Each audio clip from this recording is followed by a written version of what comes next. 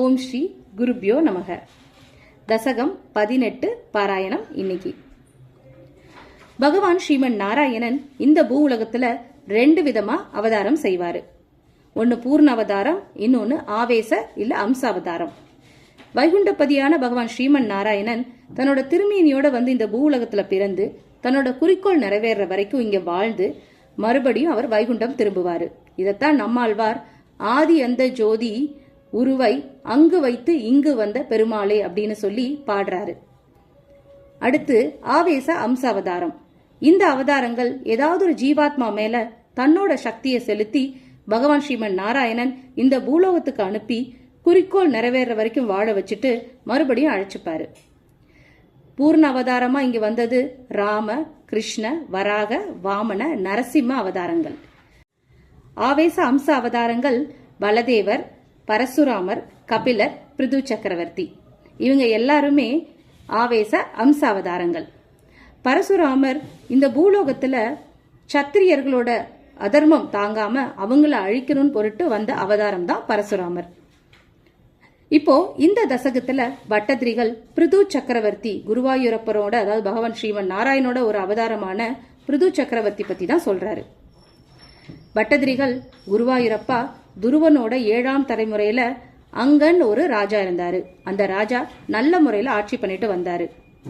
அப்படி ஆட்சி பண்ணிட்டு வரும்போது தன்னோட மகன் வேணன் அவன் ரொம்ப தீயவனா வளர்ந்ததை பார்த்து ரொம்ப வருத்தம் கொண்டு குருவாயூரப்பா உங்களோட திருவள்ளிட சரணம் அடைஞ்சு அவரு வனம் புகணும்னு முற்பட்டாரு.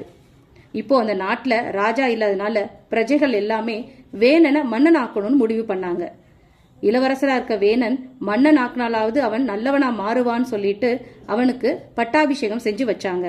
ஆனா வேணனுக்கு பட்டாபிஷேகம் செஞ்சும் அது மாற்றம் வரல.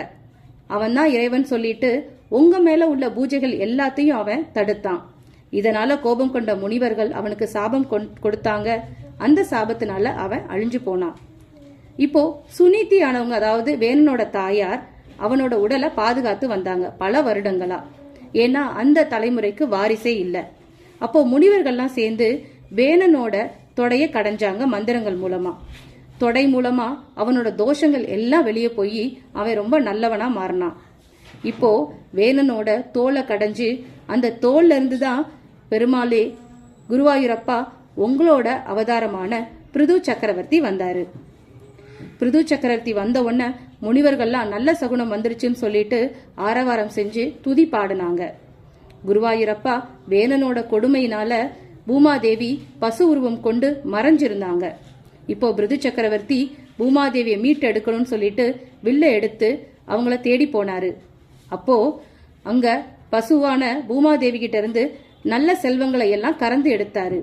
அதாவது தலைவர்கள், தேவர்கள், பித்ருக்கள், ரிஷிகள், அசுரர்கள், யக்ஷர்கள் இவங்க எல்லாத்தையும் கூட்டிக்கிட்டு அவங்களோட தலைவர்களை எல்லாம் கன்றுக்குட்டியாக்கி அழகிய பாத்திரங்கள்ல அவங்களுக்கு தேவையான செல்வத்தை பசுவான பூமாதேவி கிட்ட இருந்து கறந்து எடுத்தாங்க. ரிஷிகள் வேதத்தை எடுத்துக்கிட்டாங்க, தேவர்கள் அமிர்தத்தை எடுத்துக்கிட்டாங்க, அசுரர்கள் அவங்களுக்கான வித்தையை எடுத்துக்கிட்டாங்க, யக்ஷர்கள் செல்வத்தை எடுத்துக்கிட்டாங்க. இந்த மாதிரி பித்ருக்கள் கூட அவங்களுக்குரிய உணவை எடுத்துக்கிட்டாங்க. இந்த மாதிரி பூமாதேவி கிட்ட இருந்து எல்லா செல்வத்தையும் அவங்க மீட்டெடுத்தாங்க. இப்போ பிருது சக்கரவர்த்தி நல்ல முறையில ஆட்சி பண்ணிட்டு வந்தாரு. அப்போ அவரு லோக சேமத்துக்காக அஸ்வமேத யாகம் தொடங்கினாரு. 99 அஸ்வமேத யாகம் முடிச்சு 100வது அஸ்வமேத யாகம் தொடங்கும் போது இந்திரன் எங்கே தனது தலைவன் பதவி, இந்திர பதவி போயிடுமோன்னு பயந்து அஸ்வத்தை, அதாவது குதிரைய கடத்தினான். இதனால கோவப்பட்ட விஜிதாஸ்வன், அதாவது பிருது சக்கரவர்த்தியோட புதல்வன், அவனை தோற்கடிச்சு மறுபடியும் யாகத்தை தொடங்க முயற்சி பண்ணாங்க. ஆனா இந்திரன் விடாம மறுபடியும் அஸ்வத்தை கடத்த யாகம் தடைப்பட்டுக்கிட்டே இருந்தது. இதனால கோவப்பட்ட முனிவர்கள் எல்லாரும் இந்திரனை தூக்கி யாகத்துல போட்டு ஹோமம் பண்ணலான்னு முடிவு பண்ணாங்க. குருவாயூரப்பா, பிருதுவா நீங்களும் அங்க பாத்துக்கிட்டே இருந்தீங்க. அப்போ பிரம்மதேவர் வந்து இதெல்லாம் வேண்டாம், லோகசேமத்துக்காக தானே நீங்க யாகம் பண்ணீங்க, உங்க யாகம் நிறைவேறிச்சுன்னு சொல்லிட்டு பிருது சக்கரவர்த்திய அமைதி அடைய சொன்னாரு. இந்திரனையும் தன் வழி பார்த்து போக சொன்னாரு.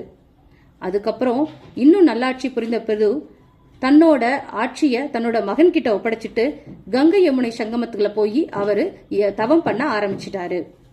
அந்த நேரம் அங்க இருந்த முனிவர்களுக்கு அவரு தர்ம ஞானத்தை போதிச்சாரு. அதே நேரத்துல இன்னும் சில நாட்கள் கழித்து சனகாதி முனிவர்கள் பிருதுவை பார்க்க வந்தாங்க. அப்போ அவங்க பரபிரம்ம ஞானத்தை அவருக்கு உபதேசம் பண்ணாங்க. என்னதான் பிருது சக்கரவர்த்தி தங்களோட அவதாரமாக இருந்தாலும் ஒரு ஆச்சாரியன் இல்லாம அவரால முக்தி பெற முடியாது அப்படின்னு சொல்லி அவருக்கு சனகாதி முனிவர்களை ஆச்சாரியரா தேர்ந்தெடுத்து நீங்க அனுப்பிச்சு பிருதுவுக்கு தேவையான ஞானத்தை கொடுத்தீங்க.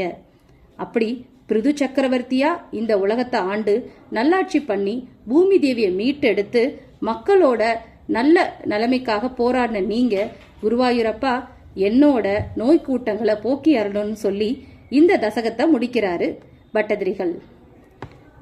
ஓம் ஸ்ரீ குருவாயூரப்பா சரணம்.